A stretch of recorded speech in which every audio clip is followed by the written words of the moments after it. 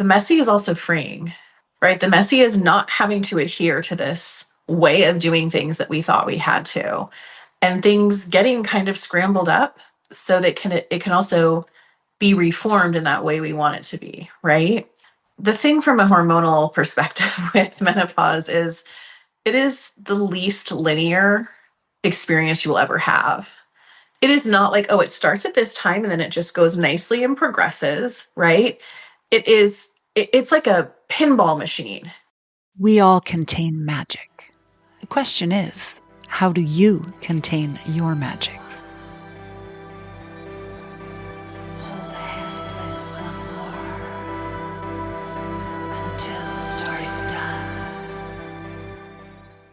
I'm your host, Sonia. I'm a transformational coach, yoga educator, singer, and embodied alchemist. I'm here with you today to share the stories, the practices, and the awakenings that truly contain her magic. Let's begin. Hello, my lovelies, and welcome to episode 10 of Contain Her Magic. Today, we're talking about a stage of life that so many women move through, and yet it's often surrounded by confusion, mixed messages, and not nearly enough honest conversation. It's midlife and menopause. I've been thinking about this transition as the messy before the magic. That time when things feel a little tangled, physically, emotionally, even in how we see ourselves. But something new is also beginning to take shape here. To explore this with me today, I'm joined by Dr. Karen Lamb and Dr. Aliza Cicerone, naturopathic doctors and hosts of Messy Midlife podcast. Through both their clinical work and their own experience navigating midlife, they've been having thoughtful, real conversations about perimenopause, menopause, and everything that comes with this transition. We talk about what's actually happening in a woman's body during menopause, how different approaches to care can support women through this phase, and why this time of life can feel messy, but also deeply transformative. Before we dive into this conversation, I want to take a moment to name something that doesn't always get talked about clearly: perimenopause, the phase leading up to menopause. It's where most of the changes actually happen, and it doesn't always look the way we expect. It can feel like not quite recognizing yourself. Your sleep might change, your energy might drop, emotions can feel closer to the surface. You might feel more anxious, more overwhelmed, or like your tolerance for the things you used to manage just isn't the same. You might also notice changes in your body, like bloating or weight gain, that doesn't respond the way it used to, even when you're doing all the same things. Sometimes there are physical symptoms like changes in your cycle, hot flashes, or night sweats. But sometimes it's more subtle, a sense that something is shifting, even if you can't quite name it. And if that's you, you're not alone. This is a real transition in the body, and for many women, it's the beginning of a much deeper shift into the next phase of life. So with that in mind, let's move into the conversation. Hi, Karen. Hi, Aliza. Welcome to Contain Her Magic. Hi, Sonia. Thank you so much Hi. for having us. Yeah, my pleasure. As we were just discussing, we've been sending messages back and forth and setting this up. So I'm glad that today this is happening. We're going to dive right in with a question. I just love to start by asking you about your podcast, because you have the podcast called Messy Midlife. And I'd like to know what inspired you to start that. So I'll give you a little background. So All right. it started with a group chat. um, Karen and I both have a mutual friend in common, and she introduced Karen and I, and we all became very close. About 6, 7 years ago now. And we were noticing, in our group text, we were talking about a lot of stuff that we were each going through individually. And we're all around the same age, within a year or two of each other. And we were noticing this theme, right? With life, with parenting, with relationships, with our bodies, and all of the different things we were each going through, and realizing that the other two were going through it as well. Like, everything was very synergistic in a way. Even though things were very different, everything was very synergistic. And the more we talked, and the more each of us individually talked with our patients, we realized this is something that most women are having these thoughts in our age range. We're all in our mid 40s. And we realized that so many women are having all of these thoughts, and a lot of women don't have a friend or a colleague or someone with any medical knowledge, but even just like somebody where they can express their heart, right? Hmm. And so everyone is feeling very alone. And I think that happens a lot. And so we decided rather than us staying in a group chat, in a group text, let's bring this out to the public and talk about what we're experiencing and create a space for women to know that they're not the only ones going through this, and to create community and support and awareness around it. Because I think this is a part of life that doesn't get talked about a lot for women. I've heard since I was a child about men's midlife crises, right? And they're going to buy a sports car and they're going to get divorced. I've never ever heard about what women go through, even in medical school. Okay, menopause is hot flashes. There's so much more than that. Yeah. And Well, we just wanted to give a voice to it. that's amazing, and I'm so glad that you had that idea to do that and to share because it's really important. The community aspect of sharing experiences, going through things together, and also finding avenues for healing together. If that's part of the journey, I think that obviously having the synergy, right, the sharing and experiences that may overlap but be somewhat different can help people to explore all the options. Karen, did you want to answer to that as well? I mean, she got it in a nutshell. It was Jen who proposed it, and I think Aliza and I were kind of like, oh gosh, another thing, for a long time. And Jen really held that vision. Unfortunately, she can't be here with us today. She's got some personal things going on.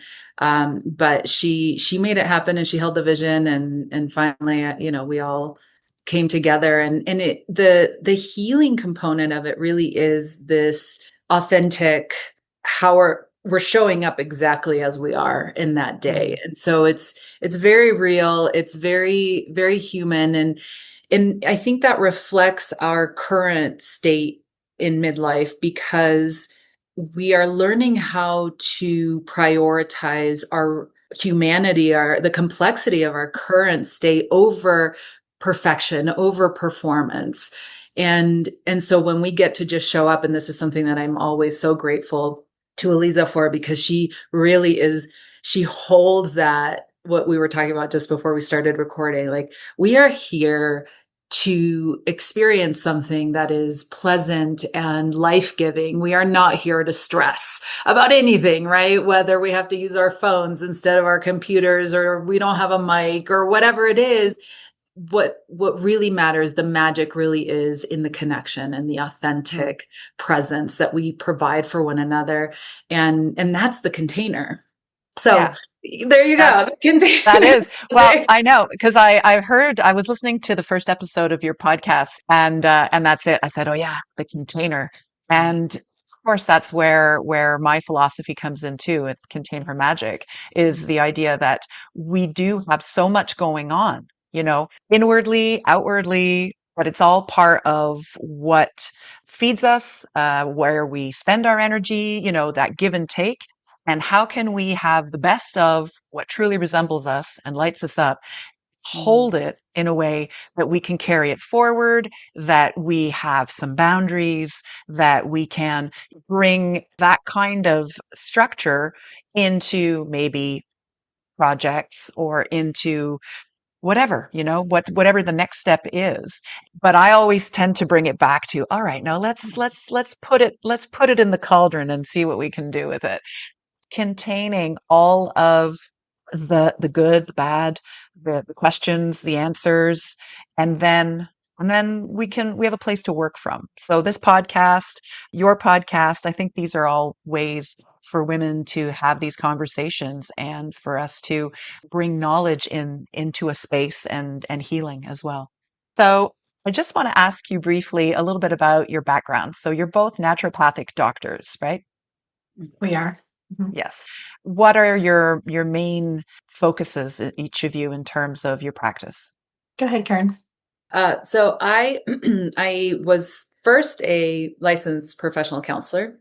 That's where I started my professional journey. Actually, before that was conventional medicine, but I kind of skip over that because it's so far away that it just doesn't even feel like reality anymore. But my heart really is in counseling and psychology. I love it. And I noticed that people were not doing great with medications. And then I started asking, well, is it the chicken or the egg? Are there physical things that are leading to some of these psychological presentations? And a friend of mine told me to look into naturopathic medicine, and it was love at first sight. So went to naturopathic medical school, and now I focus on the highly sensitive person. So it's really integrating both of those tools and modalities into meeting sensitive people with our unique medical and psychological needs. What could that look like, the highly sensitive person? How do you distinguish? What if someone listening today says, maybe I'm highly sensitive? How would they know? Yeah. So it's someone who experiences life really vividly through all the different senses. It could be emotionally, it could be physically.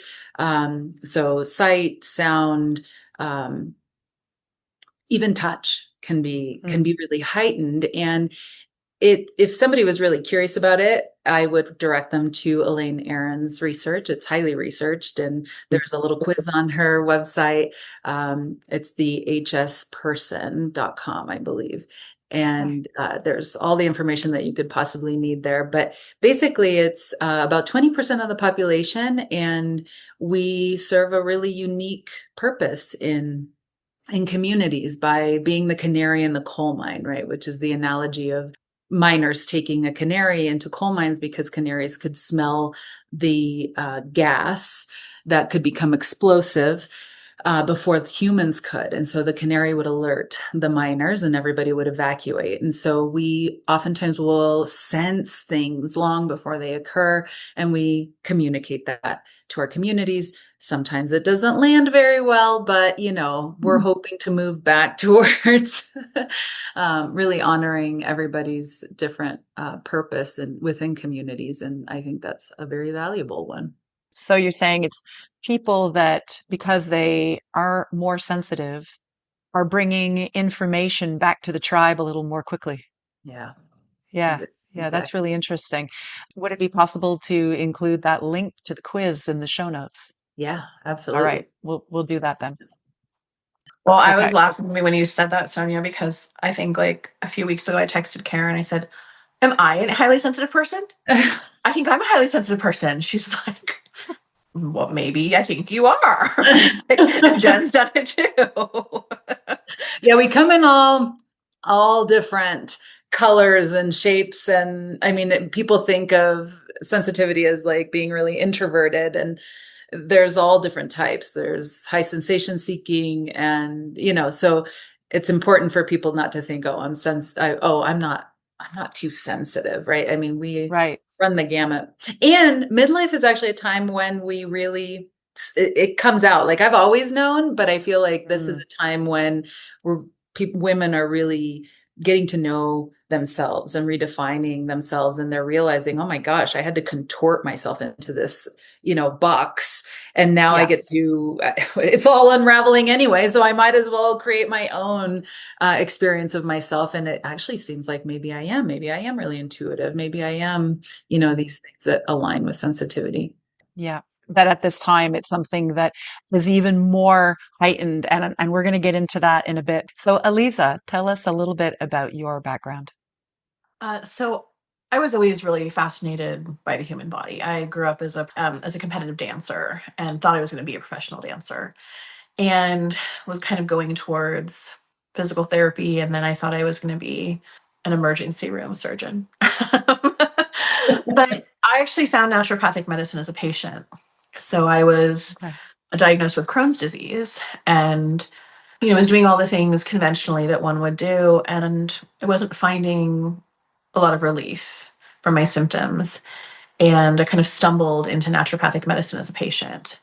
And it was a big aha moment because it was, I think, what I always knew I wanted to do, but I didn't know there was a name for it. I didn't know it was a profession, right? Um, 20 some years ago, it Mhm. wasn't as talked about and as available as it is now. So I chose to actually start focusing on oncology and integrative oncology. So throughout medical school, I was really fascinated by the idea of helping patients as they're going through conventional treatment and offering them support through that. I didn't see that being done. I spent a lot of time in conventional oncology settings as a student, precepting and shadowing, and I wasn't seeing that there was any type of support to help with side effects and to address the emotional component and the psychological component of having a cancer diagnosis and dealing with the idea of death. And I decided to specialize, and that's where I did a very focused residency and fellowship in naturopathic and integrative oncology. While I was doing that and I was working in big cancer hospitals, I realized that, gosh, probably 70% of the patients I was seeing were women with breast cancer. And going through chemotherapy and hormonal treatments was often putting them into early menopause. And there wasn't much to do, right? Can't If you have a hormone positive cancer, the idea was you couldn't take hormones. And so I really started looking into, well, what can I do to support my patients as they're going through this? And when I still do oncology, it's about a third of my practice, but I started going more into, well, not even more into, kind of back into a lot of what I was doing in medical school, which was women's health. And of course, I was in my, late mid 30s, going into my 40s through all of this. I'm 47, about to be 48 now. And I was realizing I'm dealing with this myself, and I'm a doctor, and there's so much I don't know. There's so much that women don't know and aren't given information about. And so I really started focusing on perimenopause, menopause, and supporting my patients with a variety of different treatments for that. So Mhm. I do still do obviously integrative oncology. I do a lot of women's health and then a lot of autoimmune conditions, which I've dealt with personally. And that's how I kind of got into naturopathic medicine, was introduced to it. But also, autoimmune conditions tend to rear their head in this midlife, I And was so going to ask that. Yeah. yeah, it's a combination of physiological components, but also I think a lot of societal components and the roles that we're playing, and there's all the responsibilities on us. And Mhm. so I found that this is a time when it's coming up for a lot of women. So it's important for me to work with my patients in areas that I've experienced as a patient, because I think it gives a really different perspective. Absolutely. I mean, it's embodied, it's lived experience. So Mhm. that has a lot of value. And, that's, I think, where I like to get into our discussion around what we embody and maybe some of the things that we do during this time. Now, I say we because I'll jump in on the discussion. I'm actually 53, and well, I'll share a bit of my story because it's not traditional. It might be, well, maybe not what people might expect, but about 4 or 5 years ago, had horrible endometriosis, which, yeah, we can relate. And my doctor said to me, just start taking a low dose birth control pill. And I resisted and I didn't want to, but it was so bad. It was waking me up at night and I was like just not functional. I couldn't even really go to work because I just never knew when it would hit. It wasn't cyclical. It had every little bit of it had its own cycle. So it was highly unpredictable. So I just finally said, well, I can't go on this way. And so I accepted and I did. And I just wanted to share a week later, maybe 2 weeks, absolutely fine. No symptoms whatsoever. So that being said, I have spent the last several years in a phase where I'm sure that I'm going through, or maybe have completely gone through menopause, and I haven't really got a clue. And I know that sounds like, from where I'm coming from, maybe I've taken different paths, but honestly, that was what was offered to me. And it was a godsend for me because I was not functioning. I was, suddenly fine. And then next minute I feel like I'm going into labor. So with no warning. So I did it and it was a wonderful thing. Now, I bring also the point to it that my friends are going through all of this at the same time as well. So I hear from them different things. I've lived some things as well. Like I had hot flashes for like probably 2 years at night only, but I just thought, well, I taught hot yoga. I don't know. just sweating and I didn't really think too much of it. And interestingly, my mother had fibroids when she was just after I was born and had a hysterectomy. So I have no knowledge at all of what that looks like. So I'm very curious to continue the conversation in those terms, in terms of like the natural approach and natural medicine and conventional medicine. And what are your thoughts on that? I think I mean, the first thing I'd like to say is there is no right or wrong way. And I think that that's something that we get really caught up in is am I doing this the right way? Am I doing this the way I'm supposed to? And my feeling, and I think, when you have a doctor that really listens to you, it's really in general what works for each person. And there isn't a black and white path that we all go down for treatment. And there's also like no judgment or shame in doing something that you think, oh, maybe someone's going to think I shouldn't have done that, or I should have done something else, or is what I did too conventional, and is taking oral contraceptives the wrong thing? Like, it's what works for you, and it's what gives you quality of life, and what makes you feel right. And I think that's a big part of medicine is people feel shame. Like, I got a message from a patient this weekend, and it said, I didn't tell you this at our first appointment, but I've been taking a GLP-1. And I realized I should have told you that, but I didn't because I was kind of embarrassed and I didn't know, if it was like okay for me to be doing that. And so By the the way, what idea, is that? a GLP-1 medication is something like Ozempic or Manjaro. It's a injectable medication that was initially used for diabetics, but has been big in the last probably 5 years for weight loss. Okay. And so as somebody that was doing that but didn't want to tell me they were doing it because they didn't, it was their first appointment with me, they didn't know. And they finally said, I realized I should have told you. I've realized afterwards that I felt comfortable and but I didn't say it because I was worried about, feeling judged. Hmm. And so I think that's a really important piece for all women to know that what's right for you is right for you. And it doesn't matter if your sister or your cousin or someone on Instagram doesn't think that's what you should be doing, you know what you should be doing. Yeah. I think the beauty of naturopathic medicine is it can really blend what we would think of as a conventional treatment with more integrative and natural treatments. It's not just natural treatments. Naturopathic medicine is a system of medicine that uses conventional medical treatments with the addition of a lot of other pieces like counseling and lifestyle and nutrition and supplements. So there are a lot of things we can do with going through menopause, from brain fog to night sweats to hot flashes to itching ears to dry mouth. Sometimes that involves hormones and sometimes it doesn't. Sometimes it can be dealt with dietary changes and supplemental support. But it's a Hmm. huge gamut of what we have to offer. Yeah.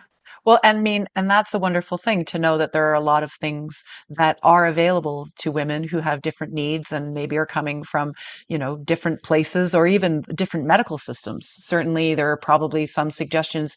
For example, I'm here in Canada that wouldn't be offered in other places around the world, and I don't know about the United States, but I think that we're guided a lot by our medical community. But just to know that there's other alternatives there is very reassuring. Um, and I'd just like to get into the conversation as well around those complementary practices, in terms of mindfulness, in terms of, I'm coming from a yoga and a mind body coaching background. So for me, I think that's played a very large role in regulating all of this change. No matter what phase of life you're in, self regulation is self regulation.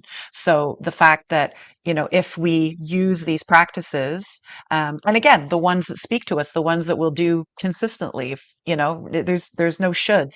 But essentially having more body awareness from that kind of practice, this interoceptive ability, I feel how I feel. I know when I'm hungry. I know when I'm tired. It's very simple in those terms, but it goes further than that into, and I know when I'm really aggravated and frustrated when normally I wouldn't have been. For me, that's the big shift that I have felt. If I could put my finger on one thing, other than, yeah, there's been some weight things. I know that I have to work out differently. I've had to adapt to a new body, essentially, to try to gain similar results. But what's interesting is this sensation that's been coming up of really no. When it's no, it's really no. And it's more than just like, oh, I know intellectually. It becomes, I feel this so deeply in the core of who I am that I can't allow certain things that I used to allow. So I just wanted you, I want to put that out there because I feel that there's a good discussion around that. Yeah, absolutely. I think that's really what I have come to experience for the first time in my life, this unwavering no that before I could override. Hmm. And I, at times now, really don't seem to have an option anymore.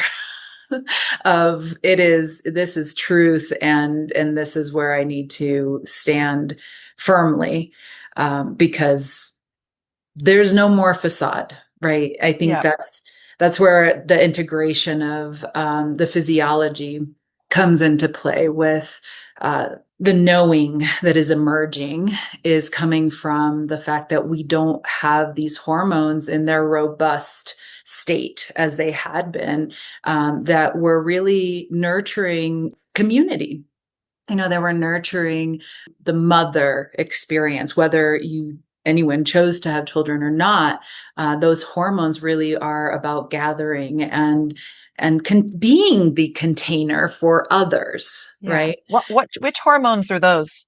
Aliza, you want to take that? Well, when we're talking about kind of, I mean, women's hormones, we're looking at, estrogen and progesterone, but also testosterone. We think of estrogen and progesterone as kind of female, testosterone is male, but we all, men and women, have all the hormones, just to varying levels. Okay. So there's a shift, obviously, in our hormonal levels during perimenopause and during menopause that then makes us less inclined to cater to everyone else and to be the giver and more inclined to start to refocus on self. Would that be a fair thing to say? Yeah. I think hormones are a piece of it. Mhm. I think it's Yeah. also, I think sometimes the hormones enable us to put up a mask Uh-huh. and to get through things, but I also think there's something about living all of these years and the things that we have done in general in our lives where I think there becomes a point where it's just too much. And I think it's not, I don't think it's only the hormones. I think it's also lived experience Hmm. where we realize I have been putting myself lowest on the totem pole. I'm taking care of everybody else. And I think it's kind of like, in a way, our body is like, me, like it's not just a gentle tap, it's kind of a hit over the head with a frying pan, that we need to take care of ourselves. So I think it's also years of, in some instances, not doing that. Hmm. And it's a little bit of a wake up call, I think. Yeah. I It's a love that call you to said that, self-care. Aliza. I love that you said that, because perimenopause is an opportunity for Hmm. us to step into this exploration of how could things be different? How have I failed myself, and take from the experiences that we have lived, because we've all lived experiences where we have advocated for ourselves and shown up in that way. But as the hormones start to shift and fade, it does provide an opportunity for us to completely remove the masking for the Hmm. most part, and step into a new possibility of Yeah. showing up for ourselves differently. Hmm. Well, Well, if I can speak honestly, it's also please. like, okay, after 40 years of doing something this one way, like, I think it's also normal to be sick of this crap. Like that's, I mean, when you are doing something for so long, I think that also is just, it's a natural point in our lives where we say, I'm just tired of this, Hmm. and I think that maybe exasperation with it is also the impetus for that shift. And I think also, we are conditioned by our upbringing and the roles that we play along the way.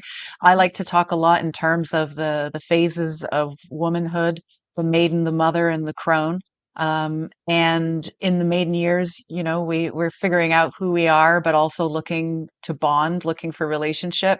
And then mother, well, it says it all. We're mothering, we're caregiving, we're building something, we're involved in making sure that everybody else's needs are met, because it's just innately part of that role. Not to say that during those years everybody is a mother, but I think perhaps there's still anchoring into society, community, which is a great thing.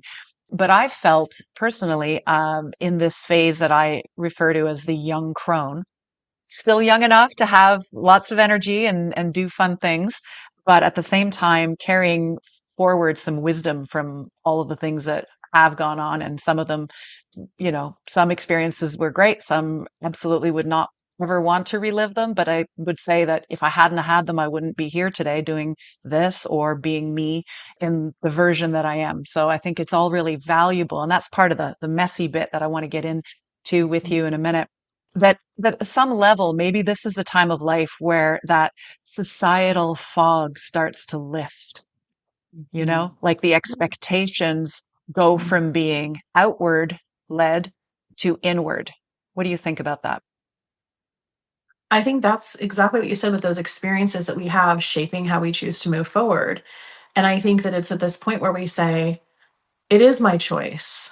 Like, I do have the power to have my life look what I want it to look like, and to take from those past experiences and say, what of that do I want and what do I not want, right? What is my resounding yes that leads me into what is my absolute no, right? My intention I set for myself last year was, I will know my yeses with clarity and my nos will be effortless, right? I And I love think it's that. right. It's like we are saying yes and we're seeing that, and we're choosing what we want this rest of this life that we have created, that we actually do have control over. How do we want that to look? Yeah, I don't want that's it to really look like it did powerful. in my 20s. I'm glad I had that, but that's not what I want my life to be in my late 40s and 50s and 60s. No, exactly, because there's an evolution of who you are. So I think that, obviously this time of life is very much tied to identity. Who are we really? And in some conversations with other podcast guests, we've often come back to maybe looking back to what we were before we had roles and responsibilities, and what really lights us up, or what lit us up then. Does it still light us up now? Maybe yes, maybe no. And in my last podcast interview with Jamie Moore. She's a human design guide and a life coach and a yoga instructor, and she's an entrepreneur. She does it all, and has recently published a book.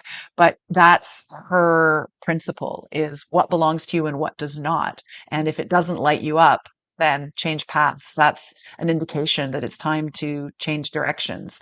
Um, so I want to make sure that we cover two really important things. So one, your podcast is the Messy Midlife podcast. So let's talk about messy. What give me all your messy, right? I mean, we all know for listeners who are in this time of life, either perimenopause, which I understand can be quite early on. I think for me it was. I started noticing shifts in my cycle in my late 30s. Yeah. And then it kind of shifted back again, and then you got the rest of the story earlier. Let's talk about the messy of perimenopause and menopause in terms of physical, emotional, mental life stuff. I mean, we've touched on it, but let's look at that. And I also want to look at what we had talked about, Karen, about this idea of how do we hold this complexity of change? Because I guess that's what we'll tie it all together. Is we're definitely going through a change. Now, what do we do with it? I think the thing about the messy is that it's not a bad thing. I think we think of the word messy and we think, oh, this is like inherently negative.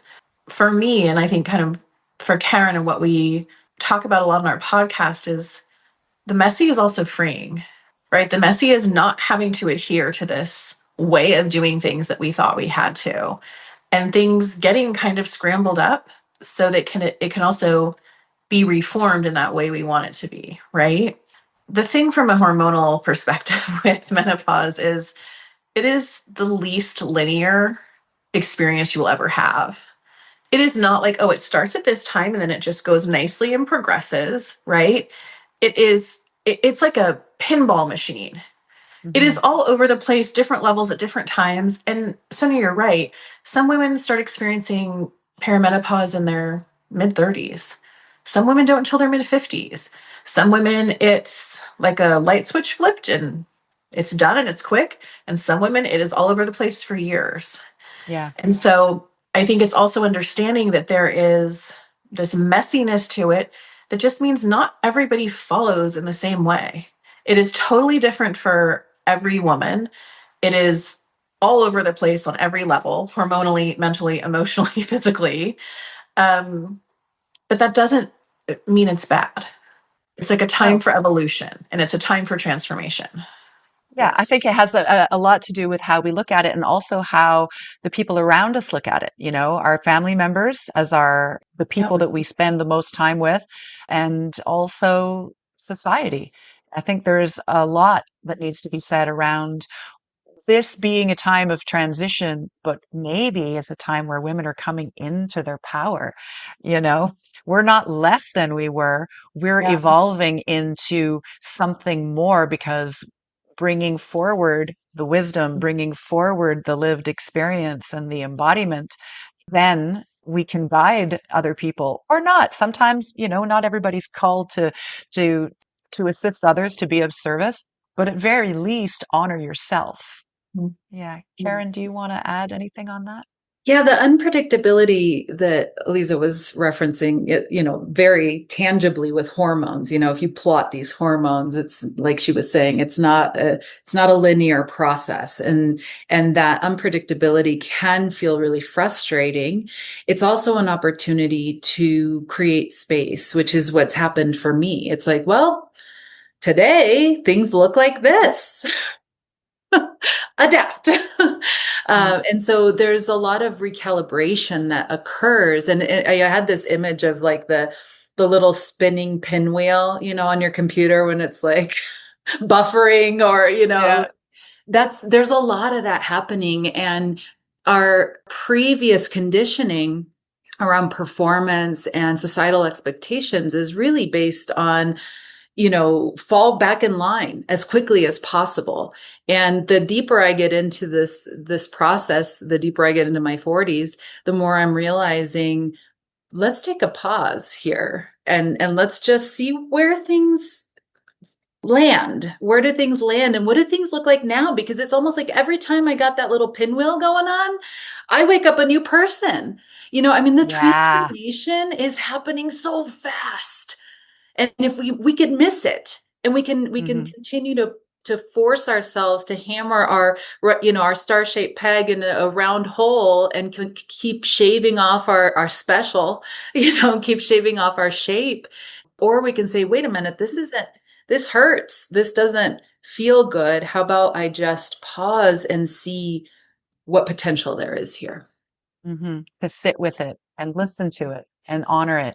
Yeah, I 100% agree with that because I think the resistance that some people have, both from a psychological sort of, oh no, I'm going through this change. I'm not going to be the person that I was before, being a bad thing, so that kind of resistance. And also, I guess, resistance to those physical demands. I know personally, I guard my sleep. Like I have Mhm. become a sleep Mhm. monster. If somebody, it's time for me to go to bed, and people around me tend to be a little bit more night owly than I am. And I can do both. I can flex, but left to my own devices, yeah, I like to go to bed fairly early.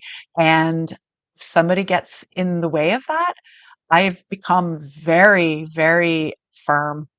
Use that as, Immediately yeah, no. Yes, I'm yeah, with yeah. you Essentially 100%. saying, like, if you want me to be a lovely human being tomorrow, Yes. you need to let me go to sleep right now.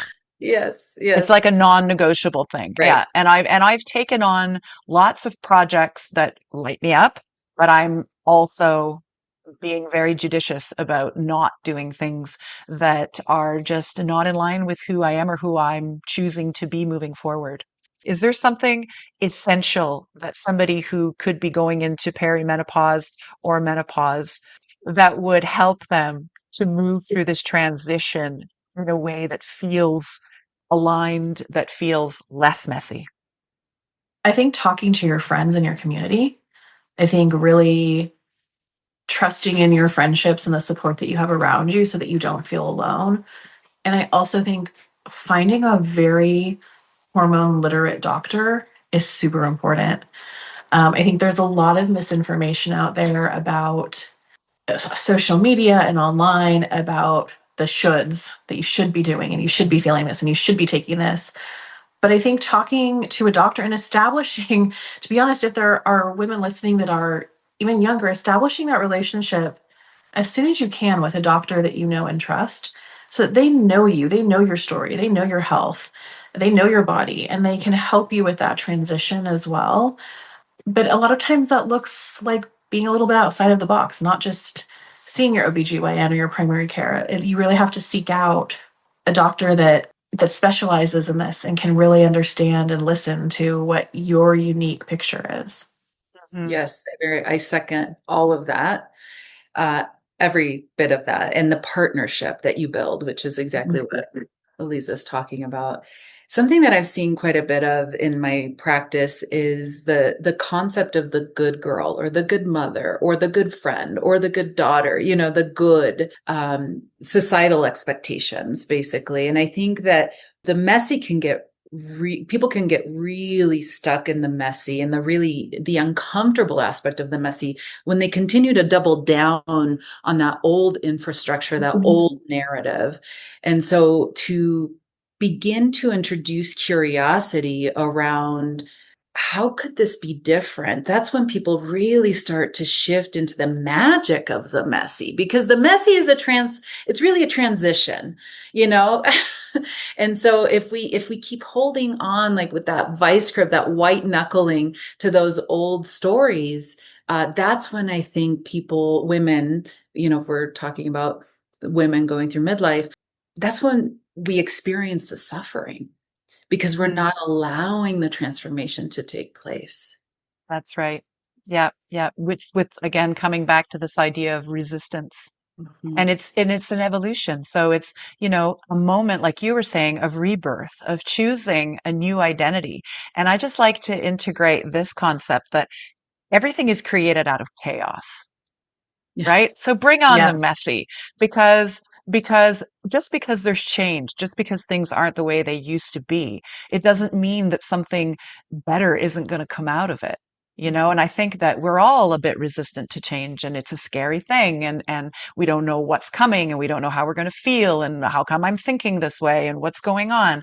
But if we say, all right, like we were saying earlier, like let's sit with this, let's honor this transition and see what we want to put in the container, right? Into ourselves, how we want to energize ourselves and feed ourselves, and what we want to get rid of. And I think that's the reorganization principle. So everything becomes chaotic so that you can then start to say, right, how am I going to recalibrate and how am I going to come out of that differently? Who could I possibly become through this phase? And then all of a sudden it becomes exciting. And Mhm. Have what's you the have beauty you that I felt want to that? create, right? Yeah. What's the beauty that I want to create on the other side?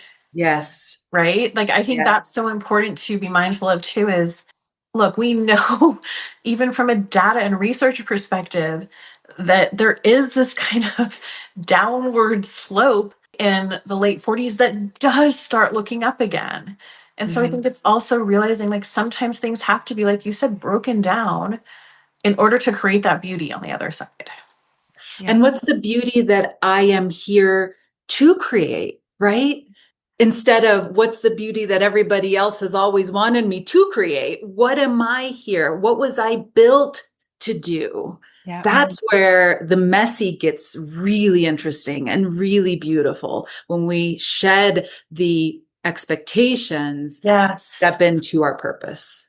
Hmm. I was literally at Karen, I was saying the word expectation in my head as you said it out loud, right? Yeah, It's just letting go of that gives us a chance to do what we want to do.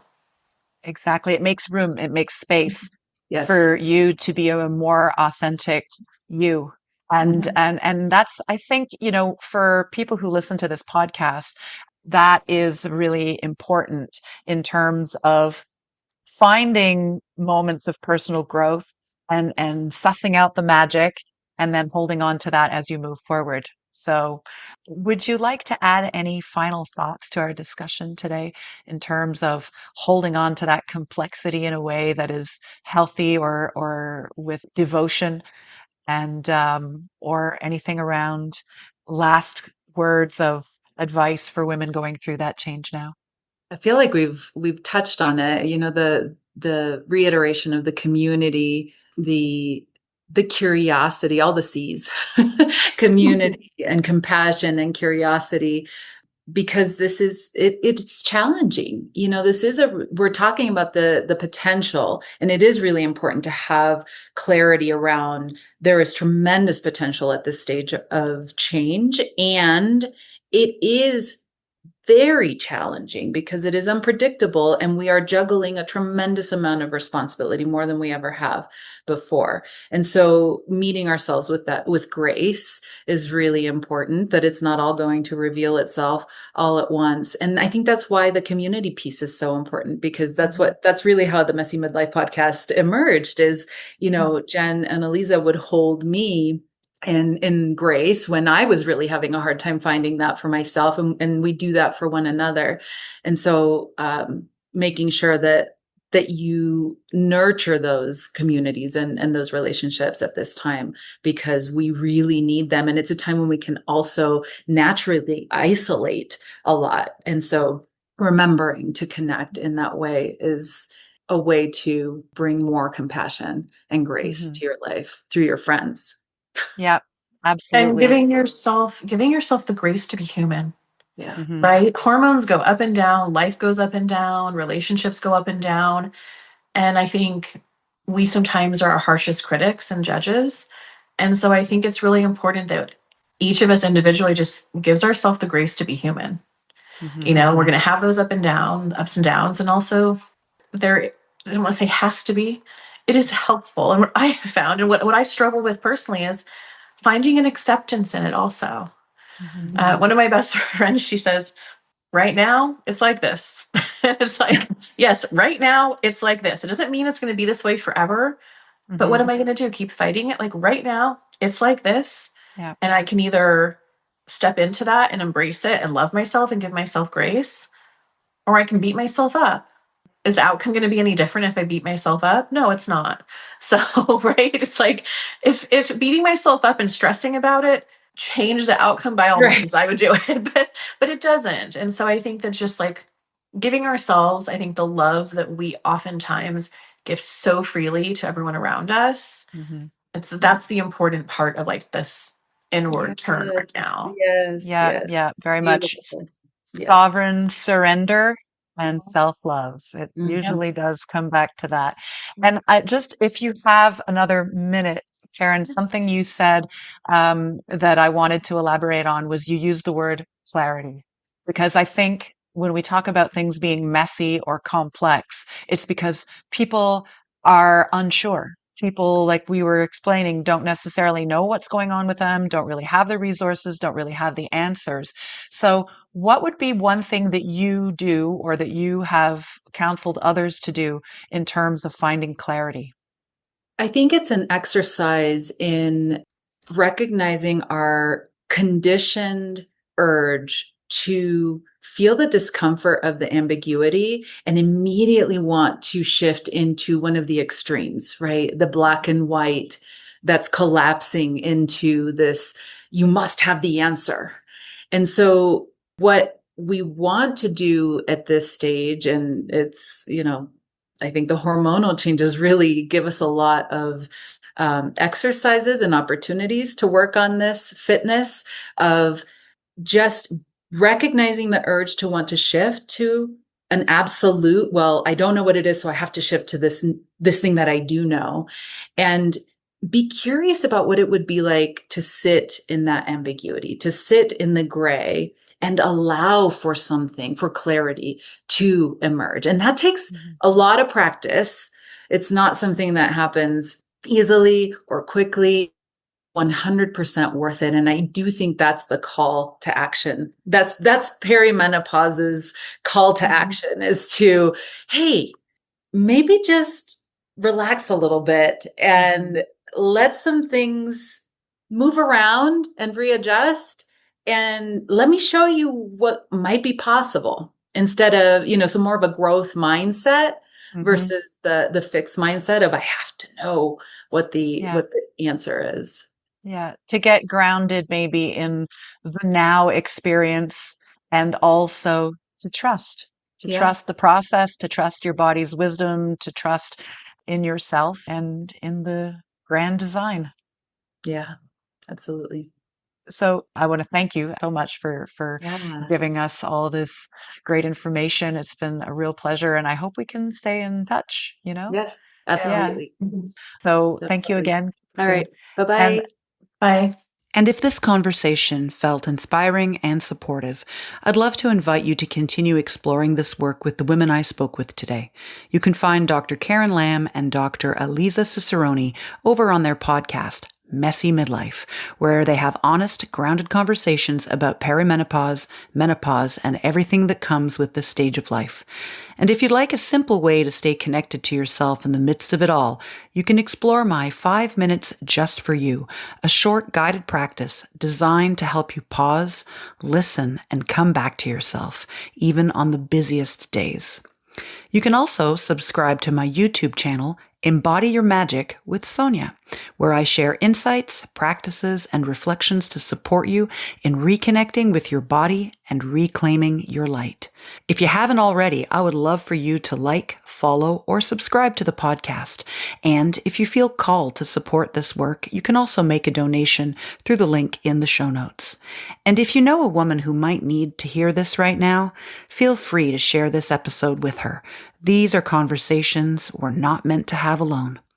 And at this time, I'd like to invite you into a guided practice. If it feels right, just take a moment to pause. You might soften your gaze or gently close your eyes and begin by noticing your breath. No need to change it, just feel it moving in and out. Let yourself arrive here.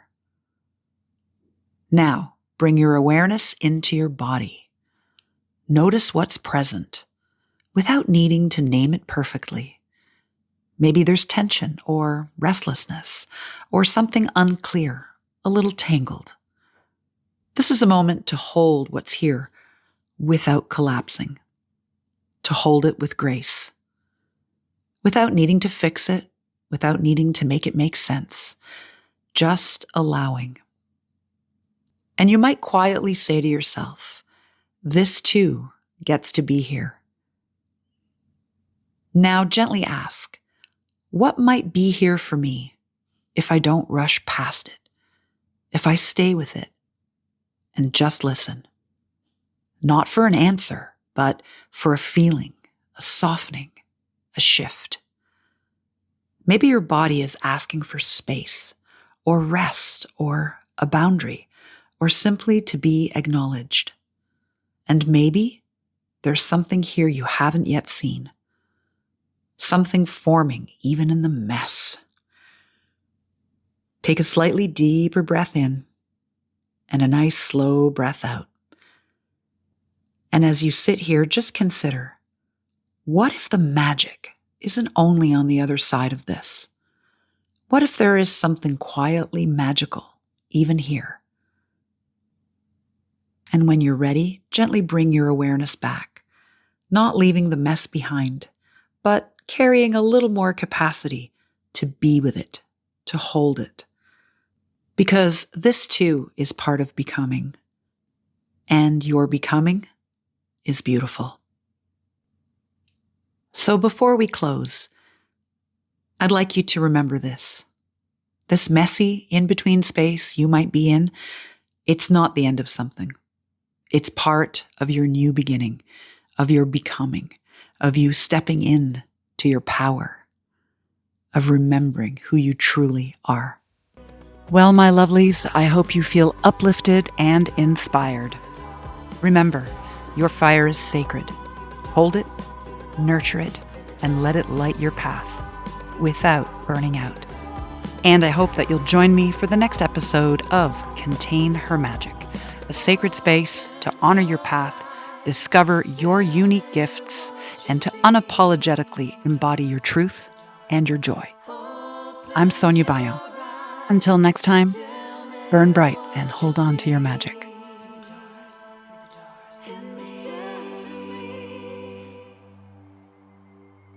Return to me.